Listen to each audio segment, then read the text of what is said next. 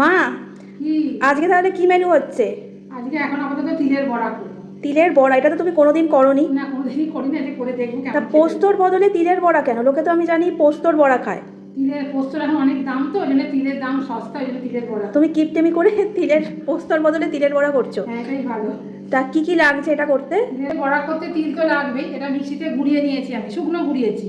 আর লাগবে পেঁয়াজ কুচো, লঙ্কা কুচো, একটু নুন, একটু চিনি, আর একটু গার্নিশের জন্য এমনি গোটা তিল। তিলের মধ্যে আমি এগুলো সব দিয়ে দিচ্ছি। পেঁয়াজ কুচোটা আগে দিয়ে দিলাম, লঙ্কা কুচো দিলাম। এবার লঙ্কাটা তোমরা যে যেরকম ঝাল খাবে সেই রকম দেবে। আমরা তো একটু বেশি ঝাল খাই, সেই বুঝে দিয়েছি। যদি আমাদের ঝাল কম মনে হয় তাহলে আমরা আরেকটু অ্যাড করতে পারি পরে, হ্যাঁ। তাই তো? এটা বেশি পাতলা করে মাখা যাবে না, একটু টাইট করে মাখতে হবে। তাহলে জলটা তো একটু অল্প দিতে হবে না? তাহলে বড়াটা ভাজা যাবে না, ভেঙে যাবে। হ্যাঁ, তাহলে প্রথমে কেউ জল দিলে একটু অল্প অল্প করে দেওয়াই ভালো। হ্যাঁ। তা নাহলে বেশি জল হয়ে গেলে জিনিসটা খুব পাতলা হয়ে যাবে।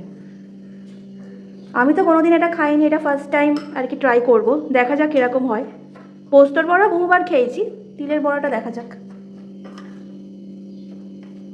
আর একটু জল লাগবে মনে হচ্ছে, বলো? দেখি, এরকম মনে হচ্ছে, তারপরে গোল করা যাবে না।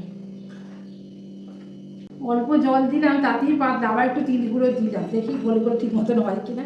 আর চামচ করে এগুলো মাখা যায় না, হাত দিয়ে না। এরকম গোল গোল করে গড়ে একটু চ্যাপটা চ্যাপটা কাটলেটের মতো শেপ দিয়ে দিই।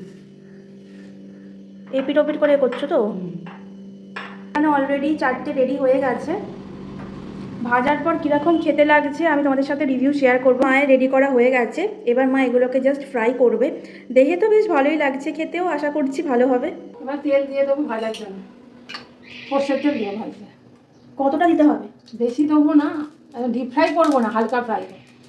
শ্যালো ফ্রাই টাইপের হ্যাঁ হবে। হ্যাঁ হ্যাঁ। তুলতে একটু ভেঙে গেছে, দেখি কতটা কি করতে পারি, কোনোদিন তো করিনি।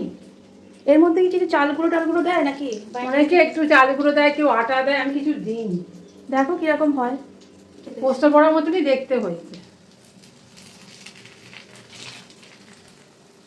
একটু সাবধানে ব্যাপারটা করতে হচ্ছে, মানে ভেঙে ভেঙে যাচ্ছে। হ্যাঁ মা, হলো তোমার তিলের বড়া? হ্যাঁ, দুটো আপাতত হয়েছে, ওটা আমরা কমিয়ে রেখেছি।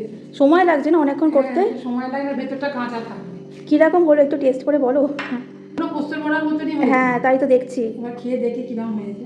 একটুখানি খেয়ে বলো কিরকম। খেয়ে দেখি, ভালোই লাগছে খেতে।